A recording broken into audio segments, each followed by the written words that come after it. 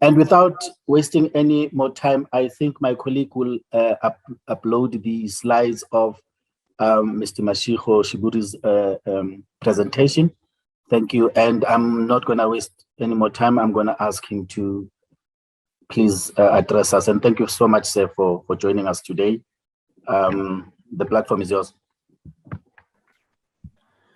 Good morning, colleagues, and thank you for the opportunity. One, to speak to the fraternity that is responsible for bridging the information gap in packaging newsworthy matters in a manner that is accessible to consumers of the news.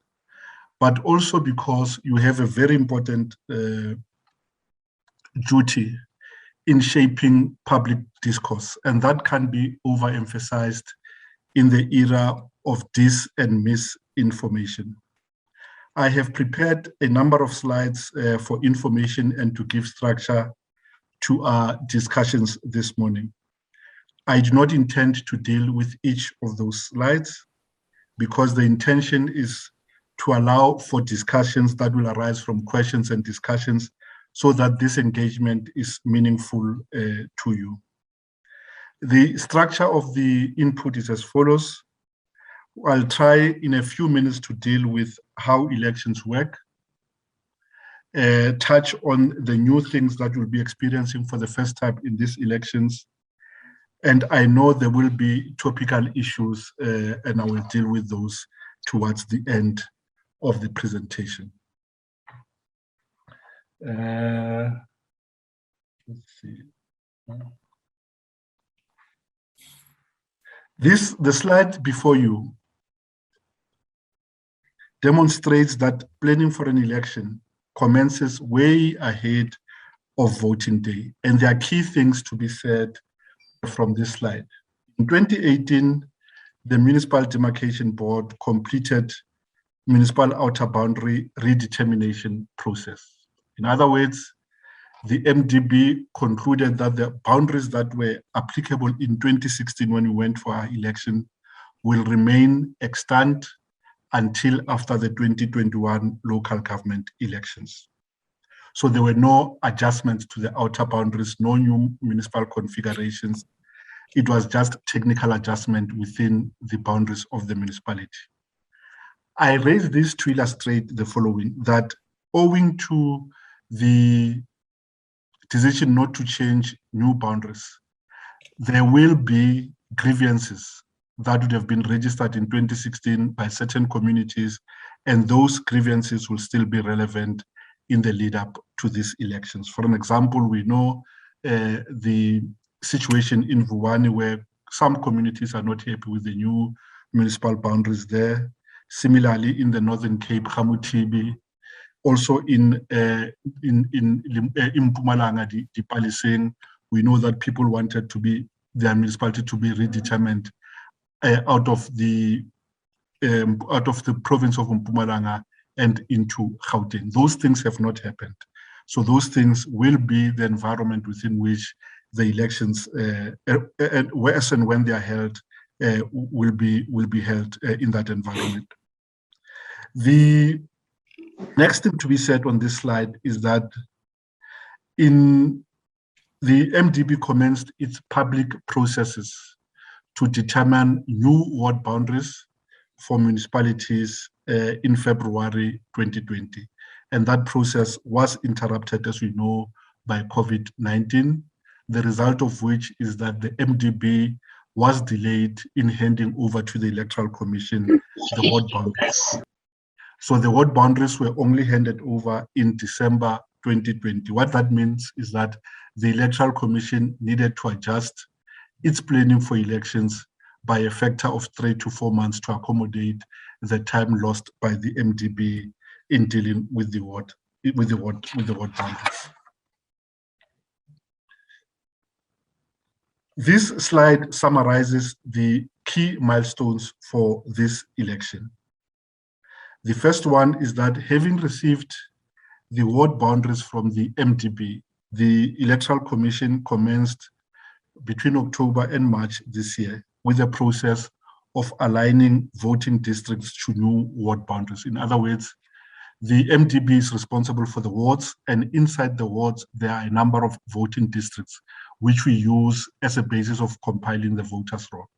And each of those voting districts must locate within a ward. So we looked at the new ward boundaries and made a determination of how those ward boundaries have impacted on our network of voting districts. And in March, we concluded the work.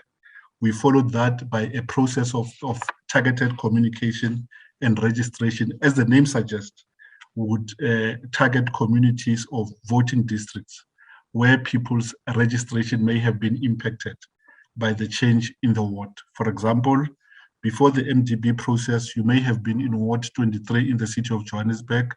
The MDB has changed the ward boundaries, and now you find yourself in a ward other than in which you were registered. So that is the communication that we needed to undertake with communities in those wards and to re-register those persons correctly in the new ward segments. In June this year, we launched the elections, and we also announced the period of voter registration, which was scheduled for July. We already know that those two opportunities for registrations had to be deferred owing to the onset of the third wave of the coronavirus. We are meant to have the registration weekend over the weekend of the 17th, over the weekend of the 18th and 19th of July. We deferred that to the weekend of the 31st of July and the 1st of August. But because owing to the third wave of the pandemic, we have had to defer that registration weekend. We already know also that the minister responsible for cooperative governance and traditional affairs has determined by way of proclamation that elections will be held on the 27th of August. That proclamation was issued on the 3rd of August 2021. And there are two important obligations that arise from proclamation for the Electoral Commission. The first is that the voters' roll closed on that day. At midnight on the 3rd of August, the voters' roll for these elections closed. So people who register now, by all means, we will register them because registration is continuous. But if they are registering for the first time, they will not have their names reflected on the voters' roll if the elections proceed on the 27th of October. The second important obligation is that immediately after proclamation, the Electoral Commission needed to publish an election timetable. And as the name suggests, a timetable includes activities that must be undertaken and the cutoff time within which those activities must be undertaken leading up to the elections on the 27th of October. The key thing for that in that timetable for the month of August is that political parties and independent candidates who wish to contest the elections must, by no later than 1700 hours on the 23rd of August, submit their list of candidates or their nomination details. If a party fails to meet that deadline, that party will not be able to participate in the elections. Similarly, independent candidates that do not meet that deadline will not have their name appear on the ballot paper for this election. By way of information, this slide I can skip because I've already dealt with, I can deal with it in the summary. And the summary is as follows, that for these elections, we will have 4,468 wards across the country. What that means is that there will be at least 4,468 unique elections in those wards, because a ward can be contested by a candidate representing a party, or it can be contested by a candidate who stands independent of a party. So a ward ballot paper will never be the same as a ward ballot paper anywhere else, even in the same municipality, because the people contesting in those things, in those wards, are different. The number of municipalities have not changed because the MDB has not changed the outer boundaries. This slide just demonstrates that with each election, the number of wards increase. We started with 3,794, and now we are at 4,468 for the 2021 elections. 3,794 in 2000 are first democratically held local government elections, and the number of wards have increased since then. The next slides indicate that the number of municipalities have remained unchanged since 2016. So the geography of elections have not significantly changed. The wards may have increased, but the outer boundaries of municipalities have not changed. We remain still with 8 metropolitan municipalities, which are going to be the battleground for the contesting political parties. We have 205 local municipalities or category B municipalities, and we have 44 district municipalities. I pause on this slide, demonstrate that the number of councillor seats has increased nominally from the councillor seats in 2016. While in 2016, the total seats that were available in all municipalities across the country were 10,285. The number has increased to 10,478, which is a 1.9% increase in the number of seats that are available. So the story from this slide is as follows. While the number of seats are finite, 10,478, the number of contestants is likely to increase substantially. So the number of contestants or persons vying for the seats is almost double the number of seats available. In 2016, in excess of 63,000 candidates submitted their nominations to contest a finite number of 10,285 seats. What that means is that when the results are announced, you have more people who have lost an opportunity to be a councillor, to be employed, to draw a salary.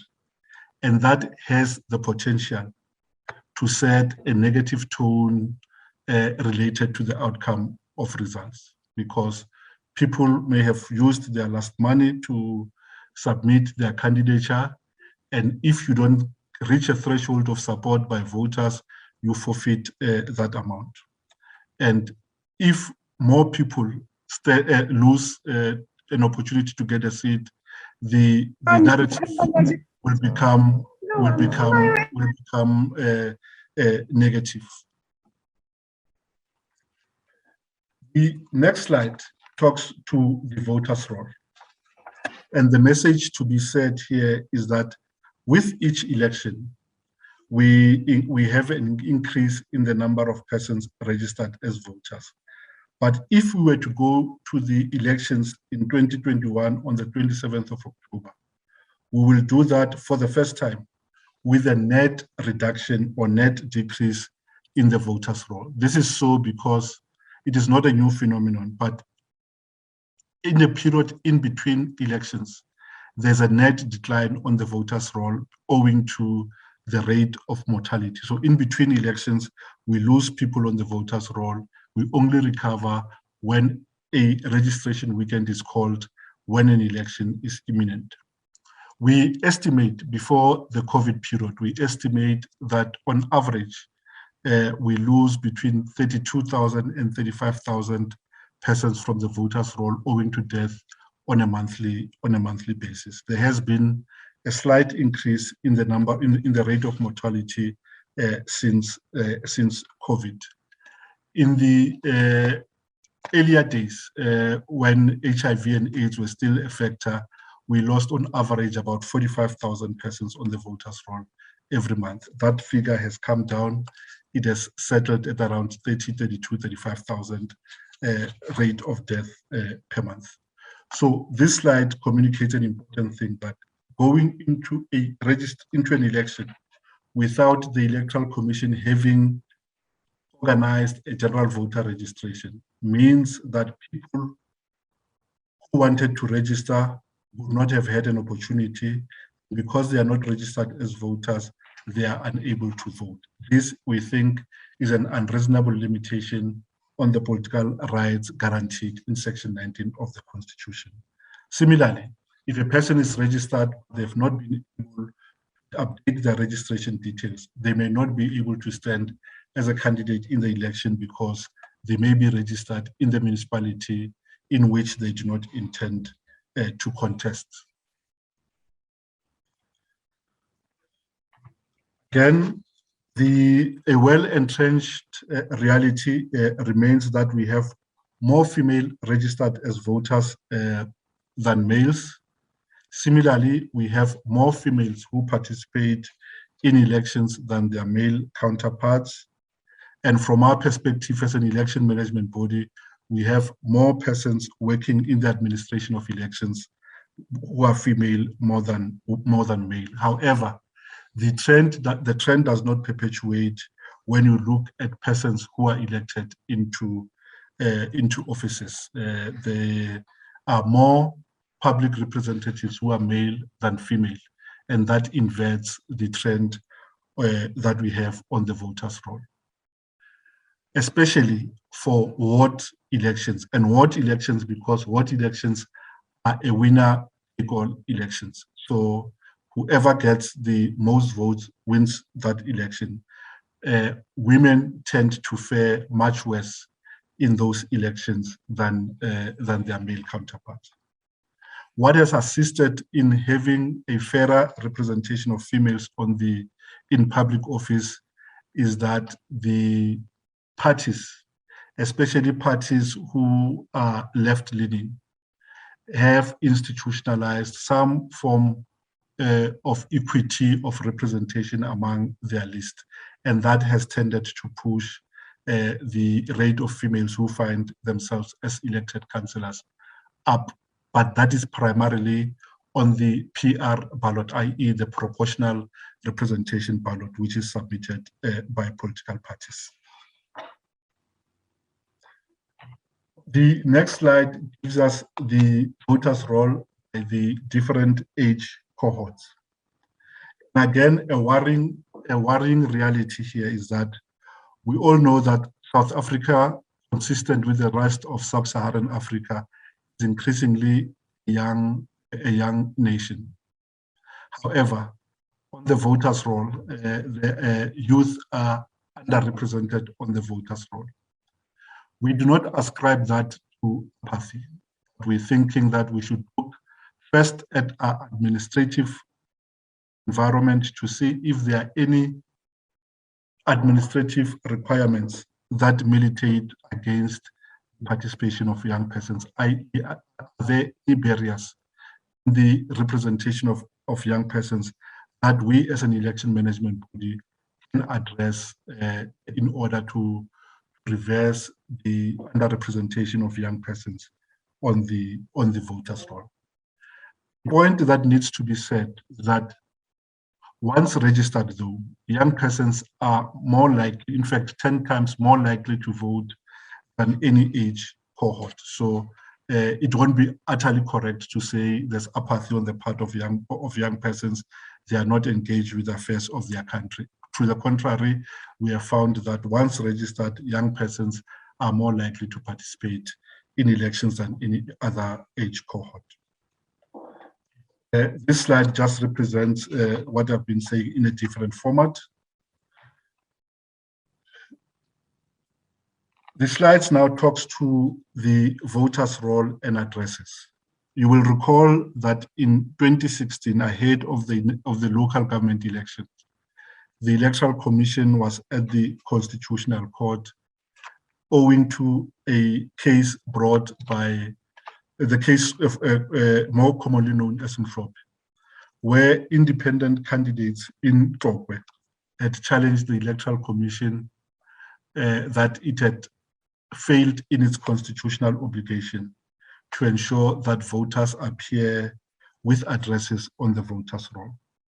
When we appeared before court in March 2016, only about 34% of voters appeared on the voters' roll with addresses against their names. Fast forward to March this year, we have increased the address situation on the voters' roll from 34% to about 94%. Even with our best wishes and endeavor, we accept that we'll never reach 100% address situation on the voters' roll because we know the settlement patterns in the country, the rate of inequality, the rate of informal settlements, and those type of things. So we'll never reach 100%, but our effort is to make sure that we have an address or a description of a place of ordinary residence for every person who is registered as a voter. And the key things that the court said were important for an address were two. One, that an address serves to facilitate canvassing by contestants. In other words, if a voter has an address, it is easier for a candidate, independent or party candidate, to go knock at their door using that address to canvass or harass them, as the case may be. Secondly, the significance of an address is to make sure that only persons who are ordinarily resident in the geographic space within which an election are held can participate in those elections. And to the converse, it must keep out all other persons that are not entitled to participate in those elections. The slides that follow, I won't go through them. They just demonstrate that there is a narrative to the no address phenomenon. In other words, it seems to coexist with areas of high densities and areas where we had Bantustans. So you'll see in the former Bantustans in the Eastern Cape, in parts of Mpumalanga, in parts of Limpopo, the no address phenomenon is more prevalent there. And in the western part of the country, the address situation is not a problem. In the Western Cape and in the Northern Cape, we tend to have more persons appearing on the voters' roll than we do in the eastern part of the country, where we had a lot of Bantustan. So I'll skip these slides and come to the changes, things that are new for these elections. The first one is that Parliament has passed amendments to the electoral system, to the Electoral Act, to the Municipal Electoral Act, and to the Electoral Commission Act. I must hasten to add that these amendments do not address the findings and the order made by the Constitutional Court in June last year, that the Electoral Act is unconstitutional to the extent that it only facilitates the participation in election through membership of a political party. So these amendments do not address the findings and the order of the Electoral Court. These are amendments required to facilitate proper administration of local government election. They had already been in the parliamentary system even before the court made its decision in June 2020. That process has been dealt with by the Minister of Home Affairs, and I think imminently he should be able to sponsor legislative amendment in Parliament. So the changes that we've made deal with the increase in the registration level of political parties. Hitherto, the law only permitted a party to be registered at a national level or at a municipal level. So you found that there were interest groups that had no intention of contesting elections nationally. Their issues are localized, they are local, and they want to only contest in that geographic area or district or province. So we've made it possible for parties to register now at the district and at a provincial level. The more substantive amendment that we've made to the law is the one highlighted on this page. In other words, we're making it clear as an election management body that voters for whom we still do not have an address are still entitled to participate in elections. So a person without an address is still entitled to vote. But in order that we keep true to the order in Mhlope in 2016 by the Concord, we have amended the law to make it peremptory, that a voter who appears on the voter's roll without an address must first supply the address before they are permitted to vote. And if that address locates in the ward in which they are registered, that voter will vote like any other voter at that voting station. We're also dealing here with clarifying the effective date of the Electoral Code of Conduct. The Code of Conduct is binding only from the date on which an election is proclaimed up to the day on which the elections are, the results are released. And this is so because the effect of the Code of Conduct is to limit certain rights that persons and parties ordinarily enjoy. So it is not preferable that the rights of persons and or entities are limited for inordinate periods of time. So we're clarifying that the Code of Conduct is binding on the party and its candidates and independent candidates only from the date on which an election is proclaimed and until such time that the results are made known. In other words, the Code of Conduct must be linked to an election period, because outside of an election period, anyone who's not happy with the conduct of a party or its leader will have other remedies in law other than relying on the Code of Conduct. The last point on this slide is very key, in that we are bringing the law, the electoral scheme, in line with the requirement for Protection of Personal Information Act. In other words, we are making sure that the information, the voter information, personal information of voters that we process, we do so in a minimalist way. So what do we mean by this? The Electoral Commission is under an obligation to publish a voter's roll. So once this act comes into force, the voter's roll that we make available to parties or to any person who has paid a fee will no longer include the full ID number of voters. We will maintain the first 6 digits of the voter on the voter's roll, because it is important, if I want to object, to know almost the age of a person is important, so that I can tell if this is the person against which I wish to make an objection, if people share a name on the voter's roll. So once the act is proclaimed into law, we will redact the ID number of a voter, unless a person who requires a voter's roll can make out a case to indicate that they require more digits to be disclosed so that they can distinguish among a number of voters who have a same name. Similarly, we are trying to reduce the likelihood of any person laying their hands on the voter's roll. Now, there are requirements. A person must indicate that they require a voter's roll for journalistic purposes, for scholarly endeavor, for research purposes, or for work related to an election. So we have removed the unfettered access to anyone to a copy of the voter's roll on payment of a prescribed fee.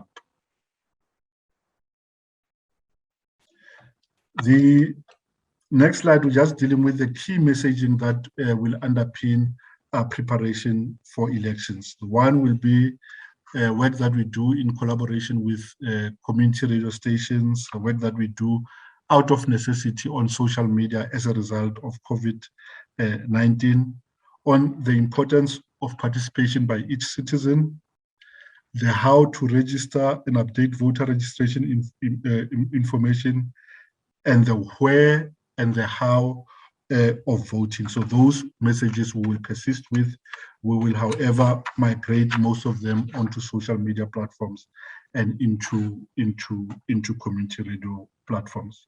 The other key messaging will be to communicate the measures that the Commission has implemented to safeguard the public health of voting public, electoral staff, observers, and party agents, in that to communicate to people that you can come out and vote in circumstances of relative safety. Voting in an election would not necessarily expose you to more risk than ordinarily would be the case. The last message is around how we deal with disinformation, particularly as it relates to the election. We are once again partnering with Media Monitoring Africa and the social media platforms so that we can put capacity to investigate postings that are false, and also be able to have a channel with those platforms for the takedown of those misleading information. Again, we have had to relook at our criteria for electoral staff, and I think here there's a point to be made on this next slide. That point is, ahead of each election, we get accusations from certain political parties that go along these lines, that the Electoral Commission recruits SADTU members, and SADTU is in alliance with a political party, and therefore those people will not administer elections in a free and fair manner. How we employ people is as follows. We have a criteria on the recruitment of electoral staff that we have developed in conjunction with political parties. At the heart of the criteria is to keep persons who are partisan from being employed as electoral staff. So we look at a person's history, for example. The person cannot have been a candidate in the last 5 years for a political party. The person cannot hold an elected executive position in a political party. Other than that, every South African is free to apply for a position as electoral staff. And before we confirm those staff, we provide the names to political parties at the local level for them to go look at the suitability of those persons. And if they think a person is not politically acceptable, they can raise an objection in terms of the criteria. And if that objection is sustained, that person will be removed from the list of persons used as electoral staff. For registration, we employ just under 60,000 persons for those 2 days. And for the election, we increase those number of persons to 200,000. Since the past 2 elections, we have looked purposefully at offering opportunities to young persons who may have graduated but are not employed. And so over an election period, to see that the age cohort of our electoral staff is reducing.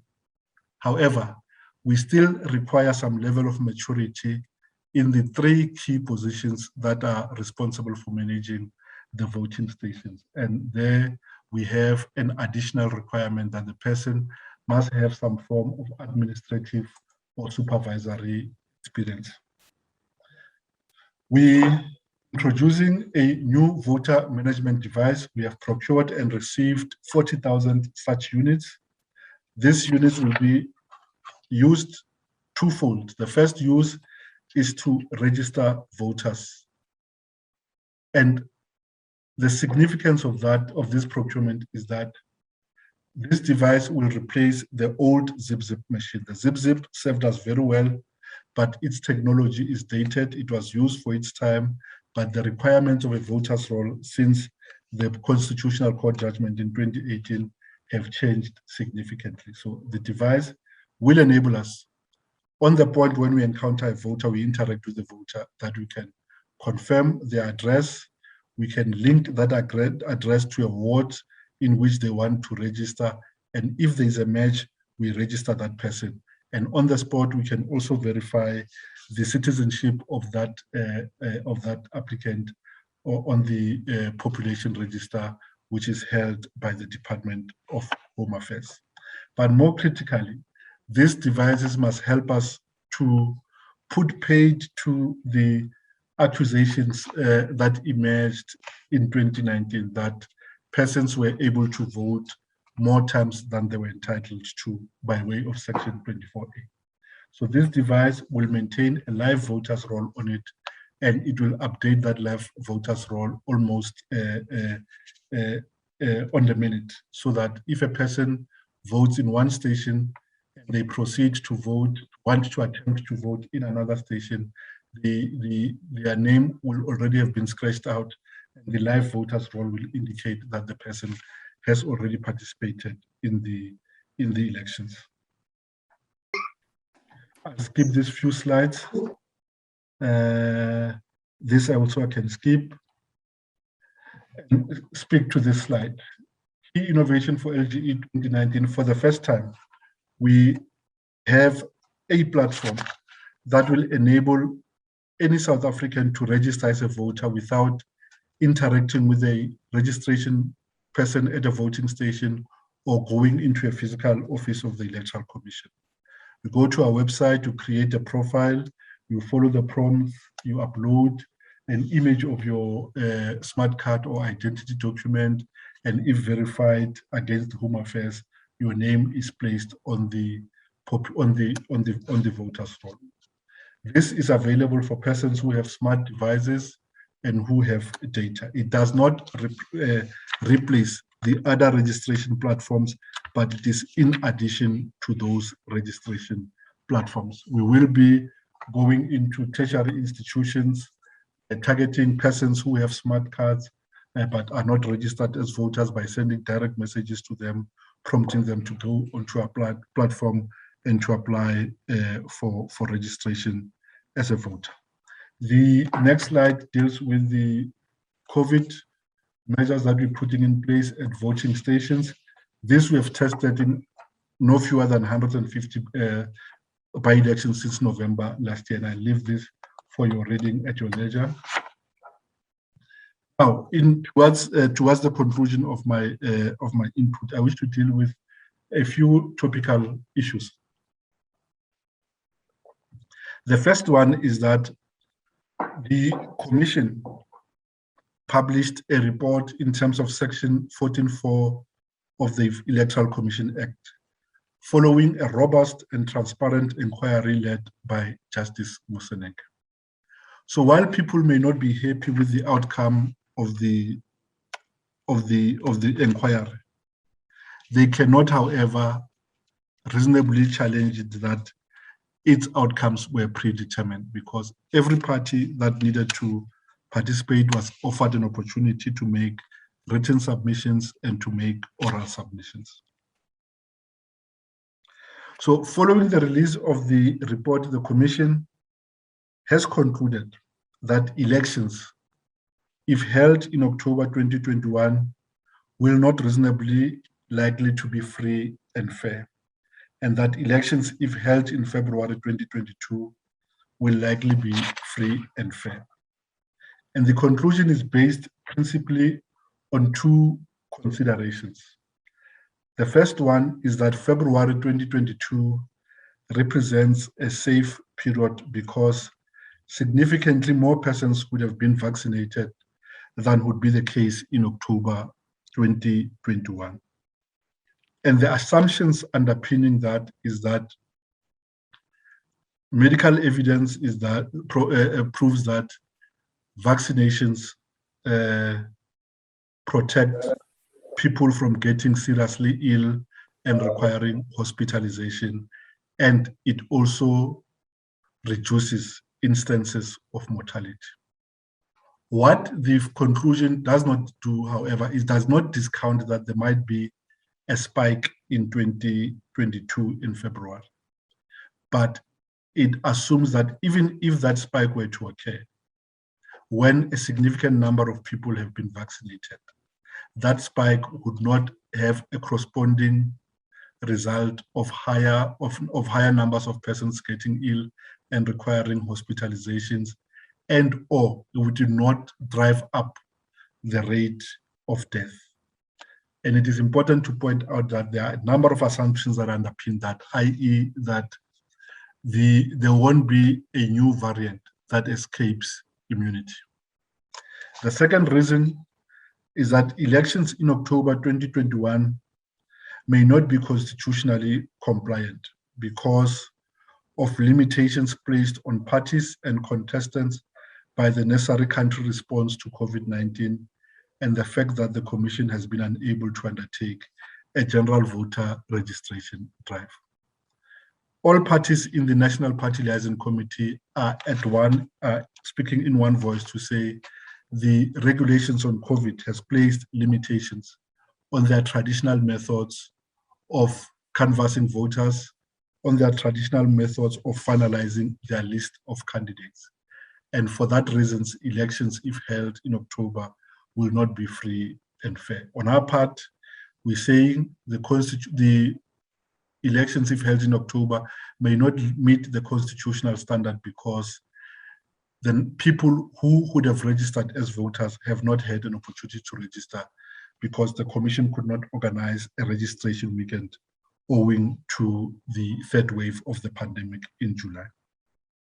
Having made these conclusions, we all know now that the Commission has, on the 4th of August, approached the Constitutional Court for relief.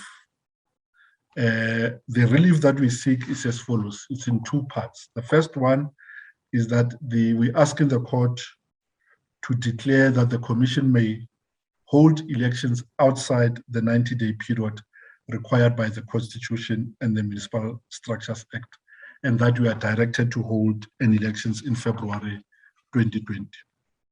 If the court is not minded to issue that directive, we're asking for an alternative relief, which asks the court to declare that failure to hold municipal elections by 1 November 2021 is unconstitutional and invalid, but we're asking the court to suspend the period of invalidity until February 2022 to enable the Commission to organize constitutionally compliant elections. And we're also asking for authorization for the Minister of COGTA to withdraw the notice calling the elections for 27th of October and to issue a new proclamation if the court grants the relief. The last one on this slide, and I think this is very important, we're asking the court, in order to avoid uncertainty, that the court order that the municipal councils remain competent until new ones are elected in February 2022.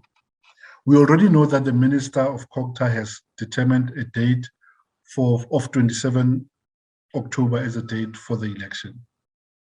The Commission does not take any issue with the proclamation by the Minister because it understands that absent any court order authorizing her to do otherwise, she is under a legal obligation to proclaim those elections. I've already indicated the implications of proclamation, i.e. that a timetable must be issued and that the voters' roll is filled for those elections. So there is, in conclusion, a potential for confusion among voters and the general public, in that on the one hand, we're saying we have gone to court to ask for a deferral of the elections. On the other, we are seized with preparations for an election on the 27th of October. That is the case because the minister has lawfully called for those elections, and until the court gives us a relief, we are obliged to prepare for those elections. So we're managing two timetables, one for an election in October and another for an election in February next year. The one is live in that the election has been proclaimed. The other one, i.e. the February 2022 timetable, is contingent on the court granting the relief of a deferral. And we're saying that the Commission may not maintain both timetables for a longer period. We need certainty and clarity sooner rather than later. Just as an update, following application to the court on the 4th of August, the court has issued directions to all interested parties and has issued a truncated timetable. In terms of that timetable, all parties that wanted to be admitted had to submit no later than, I think it was Wednesday last week, their papers, and all those parties that have submitted have been admitted by the court. There's a number of interested persons and organizations that have asked the court to admit them as friends of the court or amici curiae. Among those are the CASAC, Freedom Under Law, the Institute for Race Relations, and two other organizations whose names elude me. A number of parties have asked the court to grant them an order to intervene in the proceedings, and those are the Democratic Alliance, which is arguing that elections must proceed in October and that the Commission must organize a general voter registration weekend before the end of August, or at the latest in the first week of September. The Inkatha Freedom Party has intervened to argue that they support the relief sought by the Electoral Commission. However, they differ with the Electoral Commission as it relates to the time within which an election must be held. According to the Inkatha Freedom Party, the proper time to hold elections should be 26th May 2022. The ANC has also intervened to indicate that they support the relief sought by the Electoral Commission. They, however, differ with the Electoral Commission on two issues. One, it relates to the timing for the holding of next year's election. They think that February is just too ambitious, and they have proposed a day of the 1st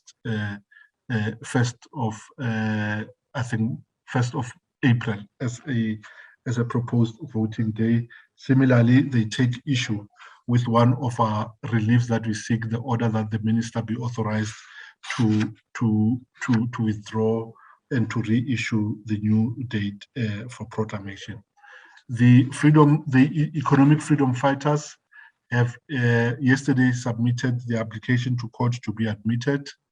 In their papers, they wish to add that they support the relief sought by the Electoral Commission, but that if the court does not grant that relief, the economic freedom fighters insist that the Commission must extend the period for candidate nomination, which is scheduled to close on the 23rd of August, to a later date, to enable it to comply with submission of candidate nominations. The court has set the matter for hearing on the 20th of August, which is this Friday, or on a virtual platform. And we hope that soon thereafter, we will have a determination made by the court. As it relates specifically to journalists who cover elections, as is the tradition, journalists will be accredited to gain access into the 10 result operation centers, the one at national and one each for the provinces. In the context of COVID-19, we are investigating virtual elements in order to limit the number of people that we have at the results operation centers, however, without diluting the transparency that the ROCs provide. So if you're a journalist, we might find a way of having remote access for journalists and news agencies into the ROC without having to be physically at the result operation center. The last point is to repeat that in the Republic, we do not accredit journalists to get entry into voting stations. So if a journalist produces their press card at a voting station, that should suffice for purposes of the journalist gaining entry for reporting purposes. The code of conduct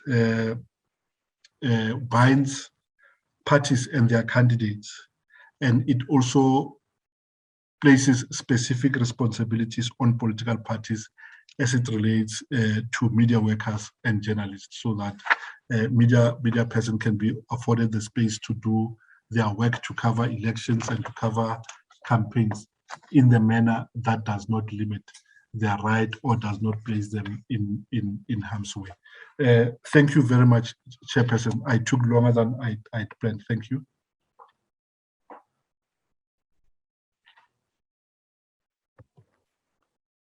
Hi, colleagues. Thank you so much, Mr. Sheburi. Already there's been questions asked as you were busy addressing us. I'm going to immediately move to those questions because, yes, you've moved a little bit to overtime, and the next speaker did kindly allow me that I can give you that time. Thank you so much, Isaac. Let me ask the immediate question. One from Isaac himself says, on slide 9, why is there a difference between the number of seats and the number of elected councillors? Can you reconcile that for us, and what does that mean? Then I'll ask another question from Khomotso Ramushu. He asked 4 questions, but I'll take 2 at this time and then ask others a bit later. South Africa has a very low voter turnout. What impact does this have on the legitimacy of the process and also the future voter apathy trends? That's a bit confused, but I hope you would understand it. The next question is, does the IEC have alternative income streams apart from the party registration? That's, of course, and maybe what the state gives it. Okay. Now, how do revenue streams or dependence on it affect the objectivity of the IEC? Assuming, of course, that you are getting money, let's say, from some international donor, depending on the answer. But if not, this may not be necessary. So those 3 questions for now, sir.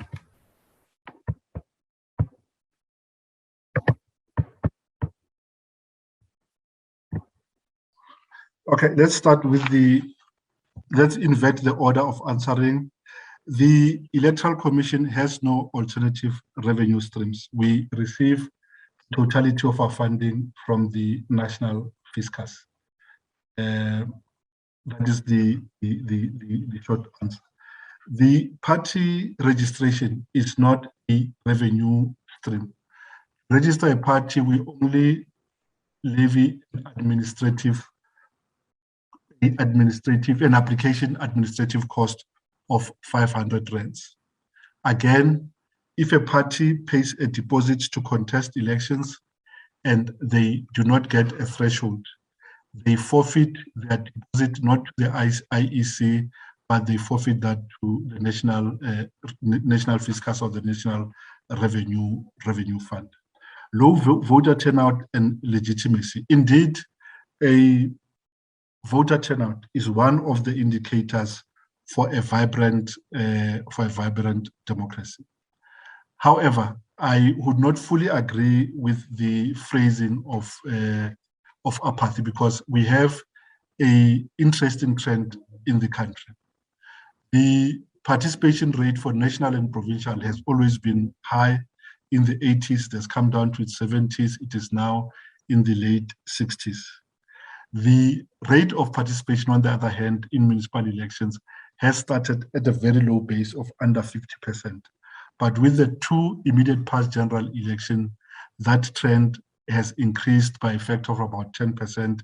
We are now in the 58% mark. We hope that that trend will hold and indeed increase, because local government elections speak to the immediacy of a voter. They speak to matters that happen on your front door, on your street, in your neighborhood, in your community.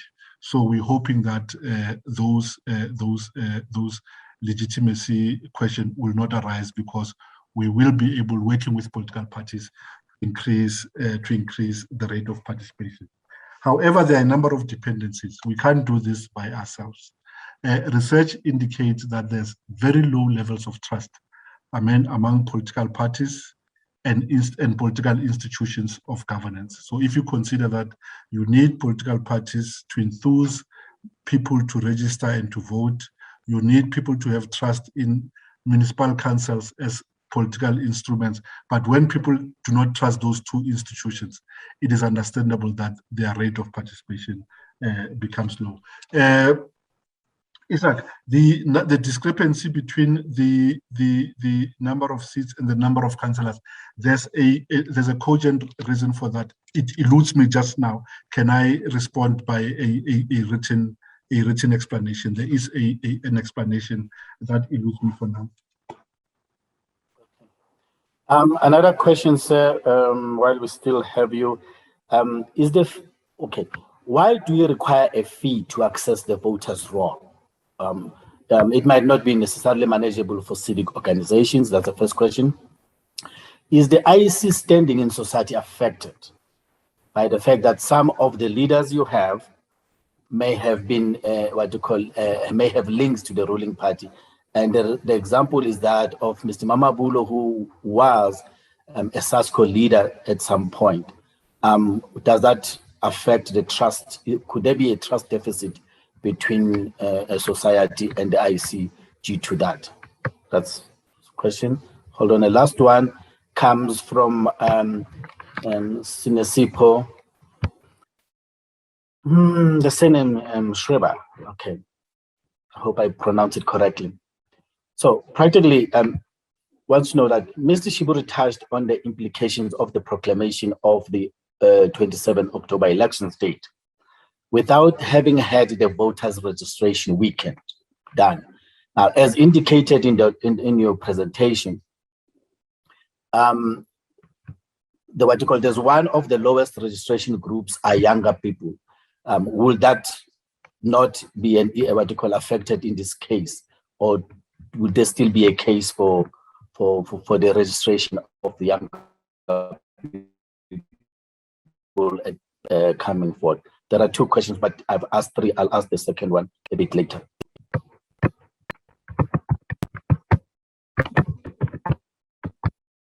Mr. Sheburi?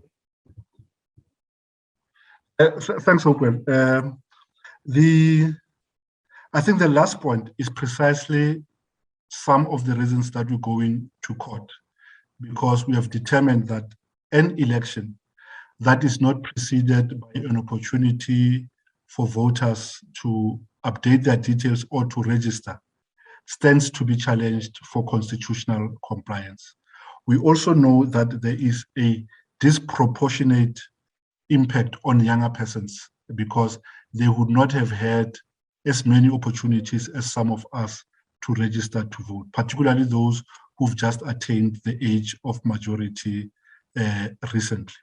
So that is the reason why we're saying to court, we can proceed with an election on the 27th of October, but it will not meet the constitutional standard for freeness and fairness because a sizable number of participants would not have had an opportunity to register and or to update their details. Previous activity history of leader of the IEC. There's no easy way to answer this one, but given our history of oppression, it's inevitable that the majority of us would have had to participate as activists in our formative years, either in high school or in tertiary institutions, to challenge the inequalities as they obtained then. Should fighting for justice bar you from participating and contributing in shaping the content of a democratic state? I do not think so. But none of us have hold political office in any political party. None of us have ever been elected into executives of political parties.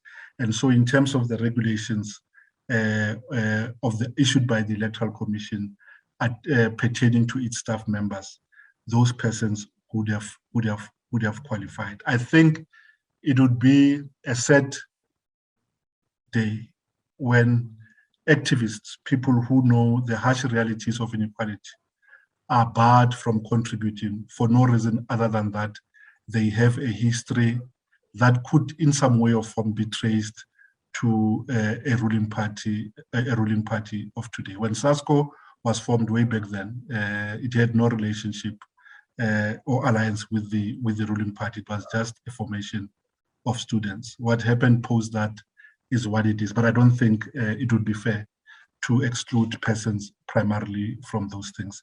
But for commissioners, there is a standard. They go through a public parliamentary process before they are appointed by the president, primarily to deal with issues of suitability.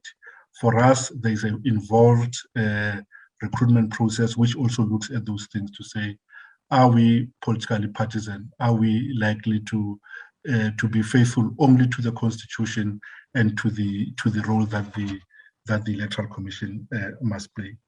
The first question, I'm not sure if I heard it correctly, is it why do we require a fee to register a political party? Okay. We want to deal with two things. One, issue of frivolity, but without putting a bar to participation. We have one of the most liberal regimes to register a political party. A person who registered a party at a national level, we only ask them to pay in a deposit of 500, advertise their logo, and submit a constitution supported by at least 500 persons. So that is to limit frivolity in the number of parties that we have on the register. As we speak, we have in excess of 600 political parties. That is after we had deregistered over 100 parties sometime late last year, because since they'd been registered, they've never contested even a by-election, they've never contested a general election, but more importantly, they've not given, as required by law, a annual notice that they still exist as political parties. As we speak, we are continuing to register political parties, and I suspect that these elections again will see some of the longest ballot papers. The longest ballot paper in a municipal election was in the city of Cape Town in 2016, where we had, I think, 36 political parties on that ballot. For 2019 elections, the biggest ballot was the national ballot with 48 political parties on that ballot. So there is a correlation between the length of a ballot paper and the ability of a voter to make a choice on an informed basis. So we must find a balance, to strike a balance, to say the democracy must be vibrant indeed, but whether people can make a choice from those number of parties. And as a parting shot, of all the 500 or odd parties that are registered, it's only around 100 if you take a combination of a number of municipalities that contest elections. Nationally, all parties that contested, all the 48 of them, only 14 parties got enough votes to garner a seat. So more does not necessarily translate into plurality of voice or multiplicity of views, because the voters repudiate most of those parties and they return on average 13, 14 political parties to the national legislature in each of the national elections. Thank you.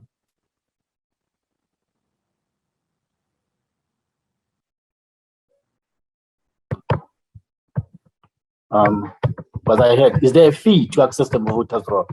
Oh, a fee to access the voters' roll. Yes, indeed, there is a regulated fee, and that fee relates to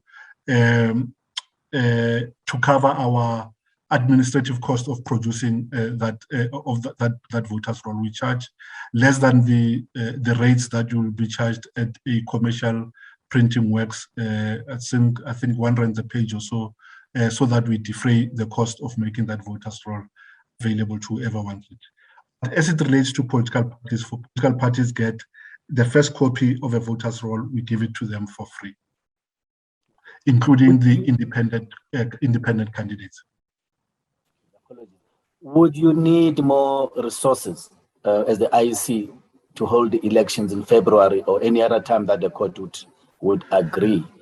First question. The second question is, if some of the parties go to court and are asking for the elections to remain on the 27th of October, but they want you to host or hold another voter registration process. According to your guidelines, would this be allowed? It would be unconstitutional, considering that the voters' roll has shut down now.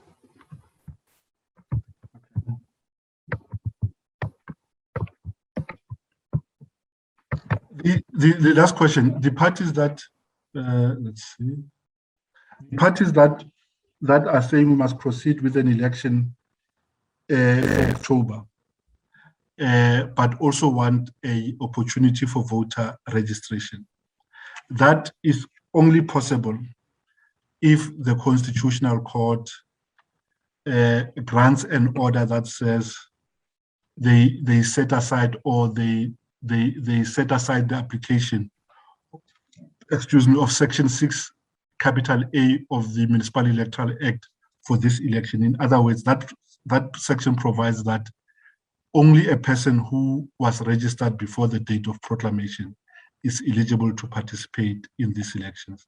So if that provision is not changed, it is not possible to have a registration weekend before the elections, and that those people will be on the voters' roll for those elections. However, even from a practical time perspective, we cannot accommodate a registration weekend or extend the deadline for candidate nomination without imperiling proper administration for this election. You remember I said we have 4,468 unique wards.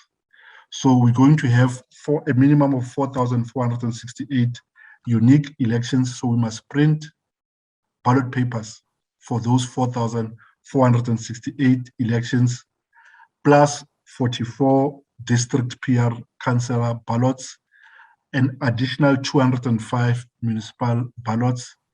Print them, make sure that the candidates that appear there are the correct candidate, print and distribute to our municipal sites for distribution to the 23,200 voting stations for use on election day. So if you do that, you can have a registration weekend, but you'll never have a properly arranged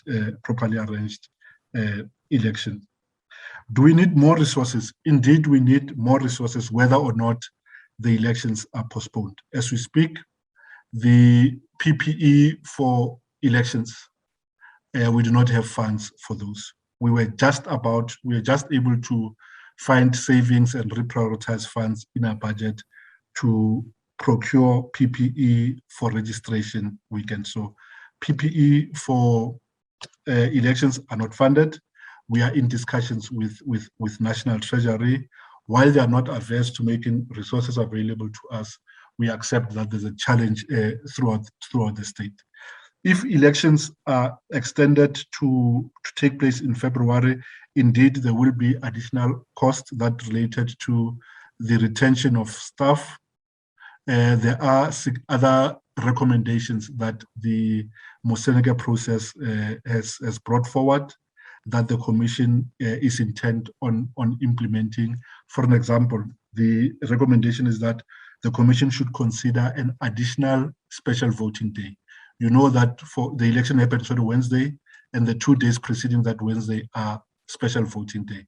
There's a strong push that we should add a third special voting day in order to decongest voting stations on voting day.